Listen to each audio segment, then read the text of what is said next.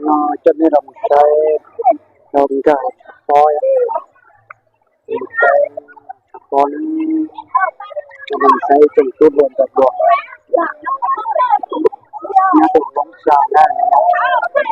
thì trong một cái mình sống trực tiếp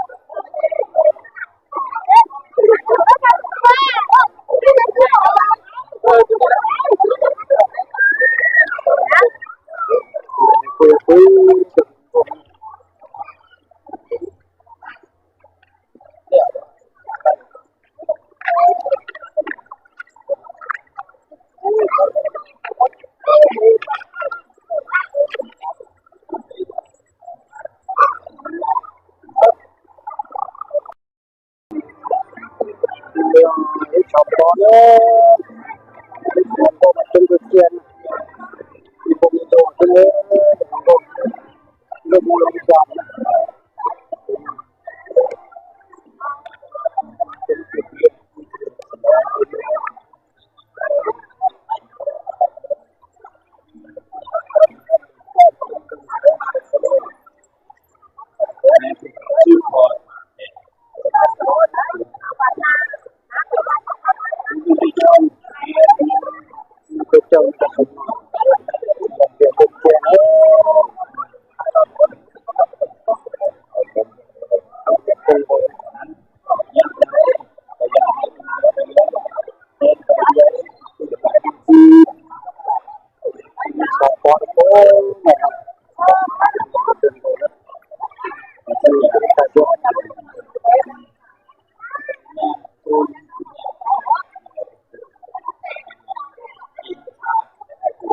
con itu kegiatan pokok mandor aja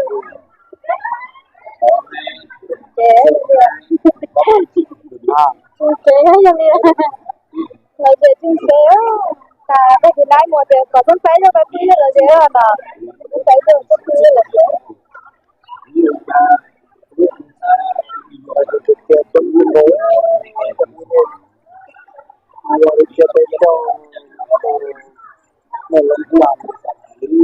cũng không đâu con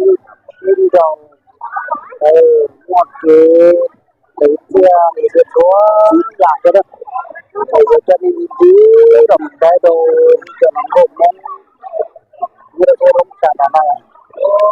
cũng một bó cũng cần để đi đặt cái tưởng đồ đóng không thì đã tỏ lọt ở đây thì đúng tôi cần đồ nhé nhưng có bó trong cái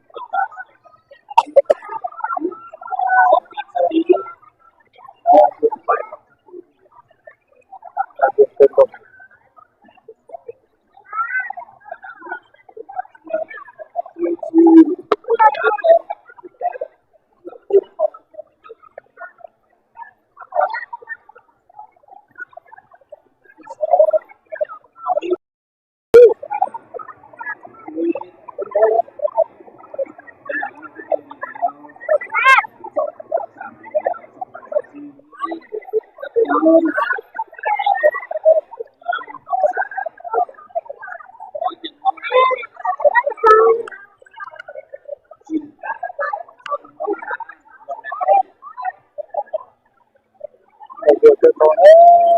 trong cái công việc nó chỉ có hàng đến thì dùng nó cái tầm thì cái phỏ này thì một cái xe nó để làm việc cho xếp lâu xếp chi để nó để đi mua rau sản phẩm rau là xếp đi giá rồi sản phẩm sản mà nó là bây giờ đó là làm thì bây giờ cách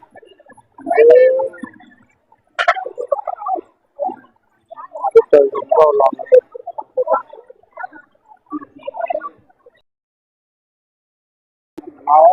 เป็นโรคเกิดเป็นช่วงสองเป็นคนเดียวก็ต้องคุย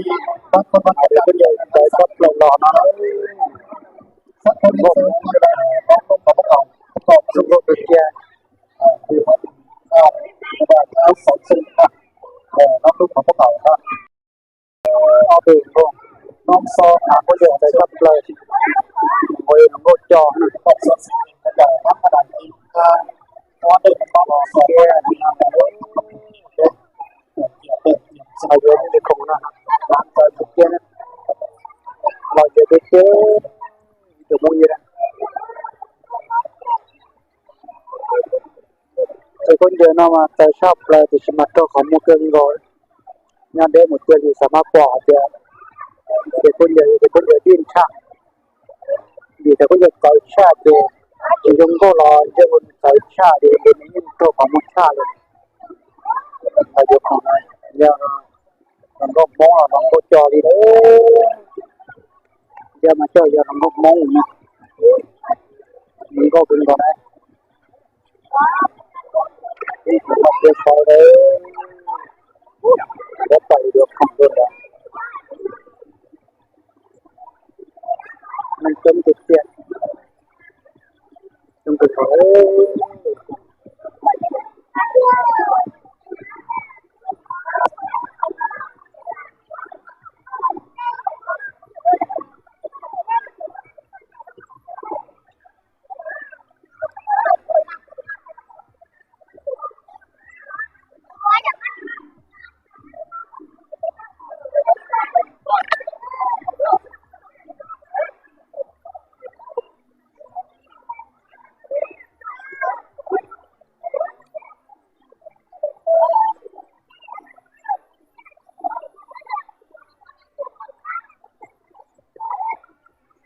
ต้องถึงกับอายุที่เจอมาดูสมอง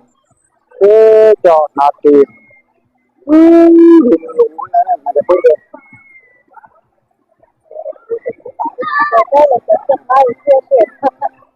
นี่จะพอก็มองสามลองก็จะตัวเชื่อมานะมันก็เกินก่อนจะหาทางเจอ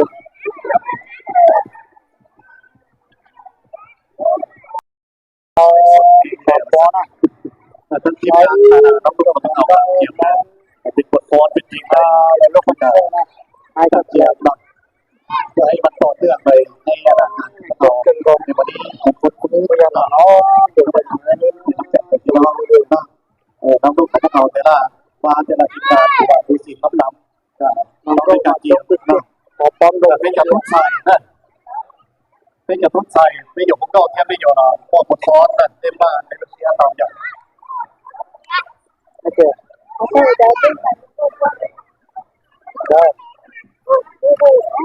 ้ดูเดี๋ยวกันเราโอเคเดี๋ยวดึงก่อนจะดึงเนื้อ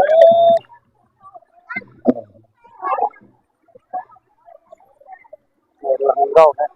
สวัสดีมากับบรรดา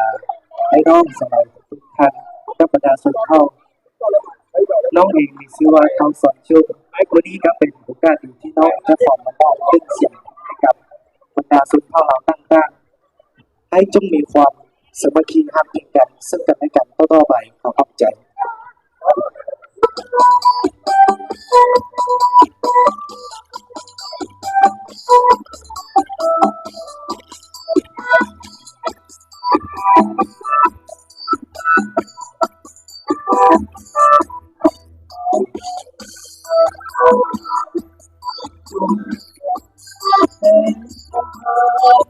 ผมลาอาการดีกันวัดคือโตเป็นเสื้อสักโลกมาสร้างที่เป็นทางเราเอาสู้เราคู่กันสักแสนลมเอาคนลาวบ่แม่นไทยเอาคนลาวบ่แม่นไทยสุดสานลาวดินแดนลาวสานบ่แม่นไทยเอาสุดสานลาว อย่าได้แต่จะยึดมองเราแต่คิดว่าน้อยต่อสู้ให้การที่เอาคนเราแม่ใจเอาคนเราแม่ใจมาพบกันเก่าเดิมเดินที่เดินสร้างความต่อต่อเราสร้างเอาดินแดนบางกูเอาไว้เถอะเราเอาคนเราแม่ใจเอาคนเราแม่ใจ เอา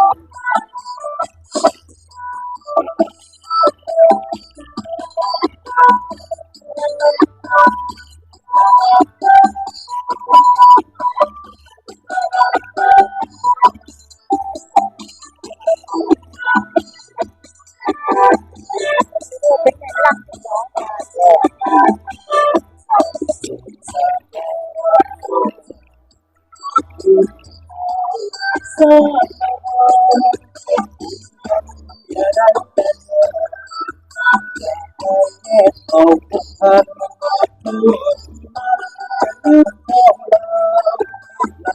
ที่พันนอนก็สุด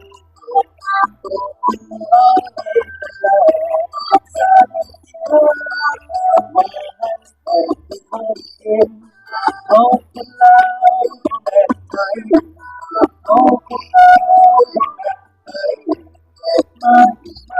พบกันเท่าเดิมเดินเดินซื้อความต่อต่อเราซื้อของแทนเรากูว่าแพ้เราไว้เถอะเราว่าแพ้เราไว้เถอะเรา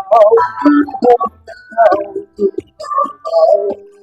เอาคนลาวแม่ไทยเอาคนลาวแม่ไทย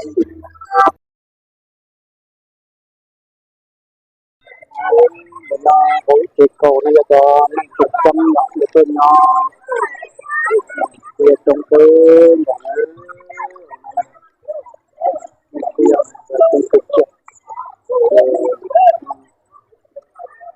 cho nên được cho nên là một cái để cho tôi thay rồi nó luộc thì là chơi đồ chơi cái kia là kia thì cho nên là một cái đồ nó trong cái trồng xài là trên được đi sai nữa là cái trồng sai ok cái họ thực hiện được mà chỉ cần gọi đi thì cho nên mình sai để cho nó không mang chẳng bây giờ mình trồng tại cho năng mặt trái gì thế này trồng tại cho nó xem nó sẽ thành công về cái sai à này giờ làm bây giờ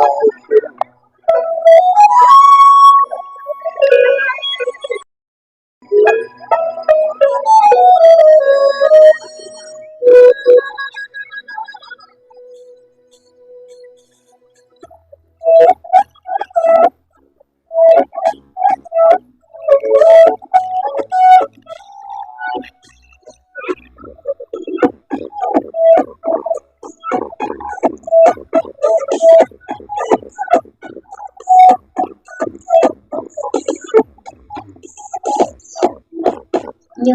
rất không biết rất hiền trọng